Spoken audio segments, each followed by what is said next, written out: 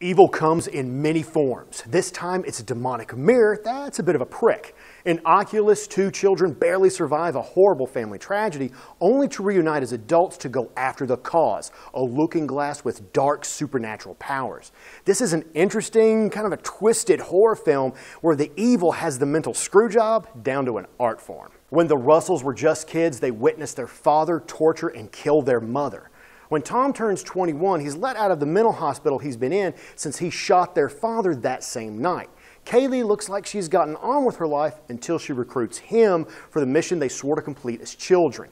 They want to destroy the mirror that killed their parents, but also prove that a supernatural force was responsible for their murders. They pick up Satan's favorite knick-knack, they take it back to the old homestead where they have modern-day technology and crackerjack planning to catch this thing in the act. They think they're ready for anything. Trust me when I say this, they're not ready. This is a confusing but entertaining horror film that's really two stories playing out side by side. We get to see the adult Tom and Kaylee facing off against the evil, and then we see what happened to them as kids. Now, both of these stories are basically their own films. They were that good. One could be part one, the other could be part two, and I wanted to see more of both of them. Now, what really makes this work is the cast. Just from the kids to the adults, everyone sold me on a cursed object here.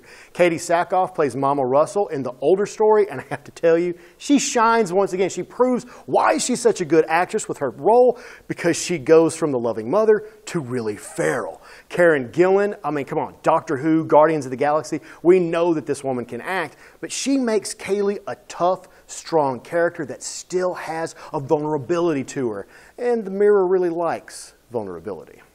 The villain in this movie is a reflective pane of glass in a pretty twisted frame, and that's it. It doesn't sprout arms or open up and let demons pour out to get people. Nothing of the sort. There's no big effects in this movie. The mirror just gets inside people's heads and starts playing with their perceptions, their memories, so they think they're doing one thing when really they're doing something else. I really like it because it's a puppet master style villain, and it's a bit refreshing next to all the hacks and slashes that we get. I was so into this movie, I wanted to see a sequel to it. And I'm not a big sequel to horror films. I really just like to see the original. But here, I'm hoping they do pull off a sequel to this because it had me going. In Oculus, two people set out to prove that a dark supernatural force exists. But this movie proved to me you don't need a big rubber suit or big fancy effects to give us a pretty terrifying movie. Just let the actors go crazy. Now, if you love mind-bending horror films, you really like to be confused and twisted up, or you just like riddles in a movie, then definitely look into this one. Unless you see your reflection, then turn off the television immediately.